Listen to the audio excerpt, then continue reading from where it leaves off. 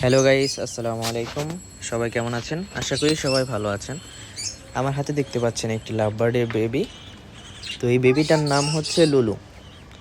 যদিও নামটি হাস্যকর থাকলেও কিছু করার নেই, যেহেতু চ্যানেলের যার নামে সেই নামটি রেখেছে, মানে আমার মেয়ে আফরিন। আমি বলি যে বাবা পাখি, সে বলে না, এটা লুলু। তো যাই হোক, এর নাম হচ্ছে লুলু। এর বয়স মেবি 2 মাসের ভিতরেই। তারপর মার্শাল্লাহ দেখেন এর কালার কোয়ালিটি। এই লুলু কি করছে এটা? বয়স মাত্র 2 মাস, কিন্তু এখনই এইসব। হাই, জানি না 10-12 মাস যখন বয়স হবে তখন এর অবস্থা কি হবে।